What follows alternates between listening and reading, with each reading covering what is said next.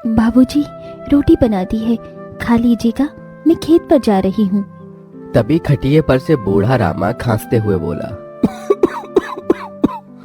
अरे बहू, ये ले, मेरी शॉल लेती जा, बाहर बड़ी ठंड पड़ रही है।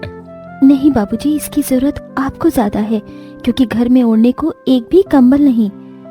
माँ, आज हम तीनों भी आपके साथ चलेंगे खेत पर बच्चों, तुम्हारे पास स्वेटर भी नहीं, सर्दी लग जाएगी।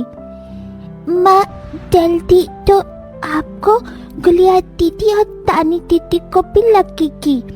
अगर हम जब एक साथ मिलकर खेत पर काम करेंगे तो ज्यादा पैसे आएंगे और फिर हम कंबल खरीद लेंगे। मेरा राजा बेटा कितना समझदार हो गया है, माँ के दुख को समझने लगा है। सरिता अपने बच्चों के साथ खेत पर आती है, जो कि जंगल के पास पड़ता था। बच्चों, हमें आज के आज खेत जोतकर गाजर की फसल बोनी है। सरिता की चारों बिटिया और राजा भी कड़ी मेहनत से बंजर खेत को जोतते हैं और फिर सब मिलकर खेती करते हैं। दिन बीतते हैं। एक रोज जब सरिता घर आती है तो वो अपने पति को घर में जुआ खेलते देखती है। अरे बिरजू, भूख लगी है।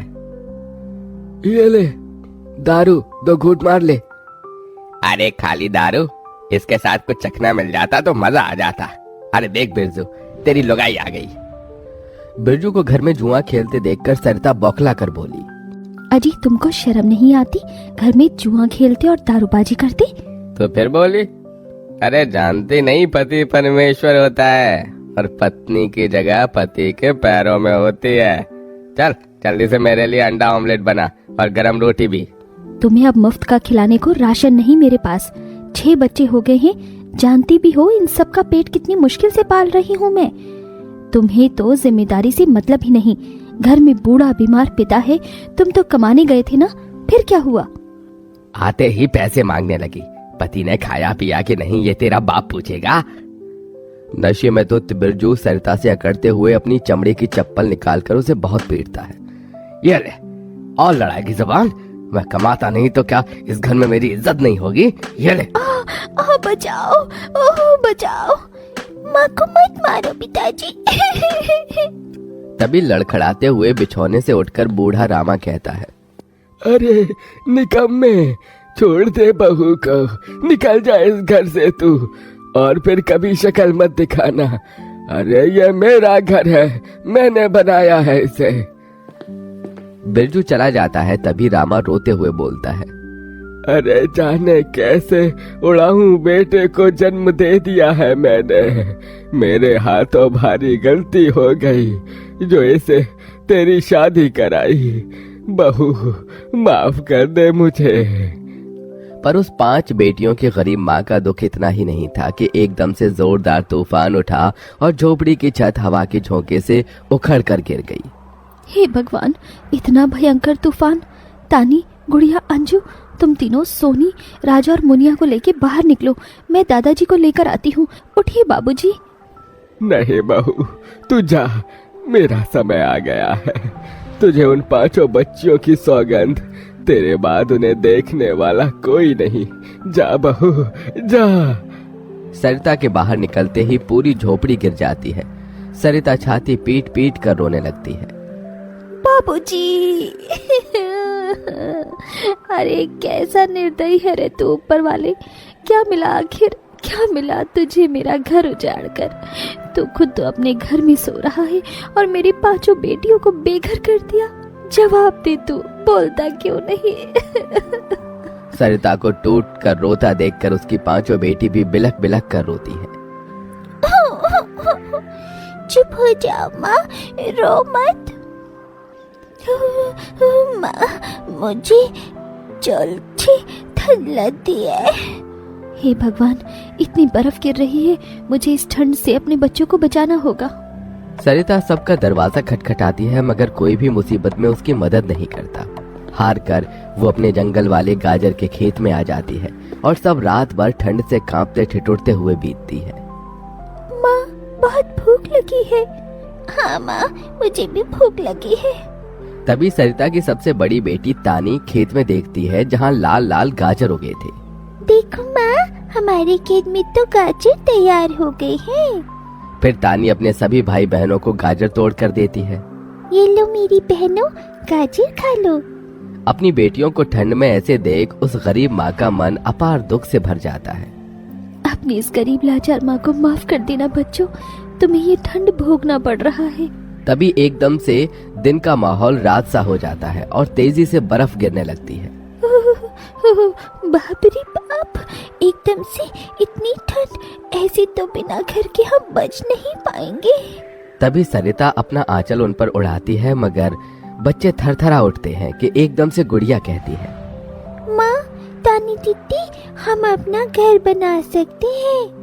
मगर कैसे बिटिया, हमारे पास पैसे भी तो नहीं।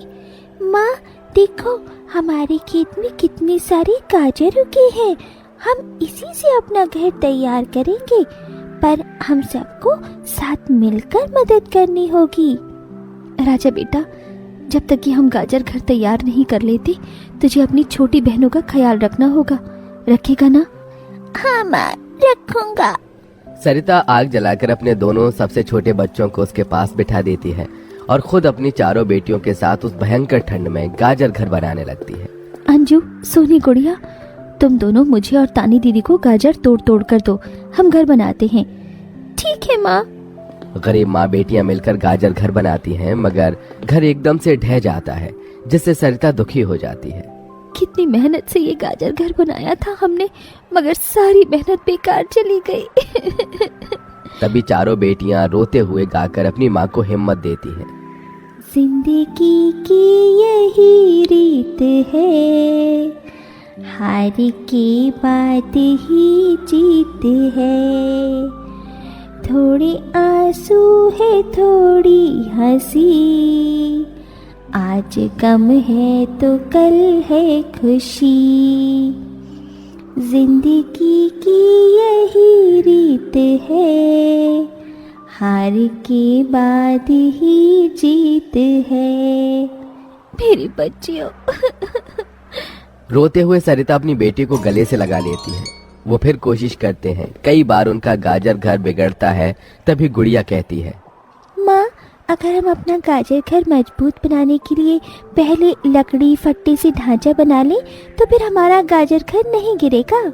सब ऐसा ही करते हैं, जिससे उस बार उनका गाजर का घर मजबूत बन जाता है।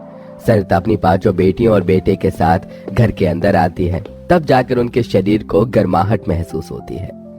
अरे वाह माँ, दीदी, आप सबने कितना सुंदर गाजर घर बनाया है, और ये कितना गर्म भी है। तभी सरिता अपने बेटे बेटियों का मुंह देखती है। सबकी आंखों में भूख थी। मैं जानती हूँ तुम सबको भूख लगी है ना, अपनी माँ को एक दिन दे दो, मैं कल काम ढूंढ लूंगी। ठीक है, आज हम ये गाजर खाकर सो लेंगे। आप भी खा लो ना माँ, आपने 2 दिन से कुछ नहीं खाया। सोनी अपने नन्हे हाथों से अपनी गरीब माँ को गाजर खिलाती है। अगले दिन सरिता ठंड में इधर से उधर काम ढूंढने भटकती रहती है, मगर कोई उसे काम नहीं देता। इधर अब उसके खेत के गाजर भी खत्म हो गए थे, जिससे उसकी बेटियां भूखी थी और उसकी दूधमुही बेटी भूख से रोई जा रही थी। माँ, मुन्ना को भूख लगी है, उसे खाना चाहिए। छोटे बच्चे खाना नहीं खाते राजा, इसे दूध पीना है। हे बसुरी बजैया, एक माँ की ममता की इतनी भी परीक्षा मत लो कि वो अपने बच्चे को दूध भी ना पिला सके। तभी सरिता को द्वार पर एक गाय के रंभाने की आवाज सुनाई दी। माँ, लगता है बाहर गाय आई है। सरिता अपनी बेटियों के साथ बाहर आकर देखती है तो गाय के थन से दूध की धारा बहे जा रही थी। इस गाय के थन में कितना दूध गिर रहा है। सरिता गाय का गर्म दूध अपनी बेटी को पिलाती है। तभी गाय उसके खेत में जाकर गोबर कर देती है, जिससे एकदम से जादू होता है और खेत लाल चमकदार गाजर से भर जाता है। माँ, ये तो कोई जादुई गाय लगती है। देखो, हमारे खेत में कितने गाजर हो गए। हाँ गुड़िया, मैं जादुई गाय हूँ। मुझे वरदान प्राप्त है, जिस भी बंजर खेत में मैं गोबर करूँगी वो फसल से भर जाएगी। मैं इससे पहले भी तुम्हारे खेत में आई थी। इसका मतलब गौ माता, आपकी वजह से उस वक्त भी मुझ गरीब के बंजर खेत में गाजर उगी थी। आपका कोटि कोटि धन्यवाद गौ माता। माँ, तुम काम ढूंढ रही थी ना, अब मैं ढूंढना। तुम तो कितना अच्छा गाजर का हलवा बनाती हो, और गाय के दूध से खोया, घी, दूध सब बनता है। तुम हलवा बनाकर बेचो। सरिता उस गाय के दूध से घी, खोया तैयार कर लेती है और गाजर का हलवा बनाकर बेचने लगती है, जो कि लोगों को खाने में स्वादिष्ट लगता है।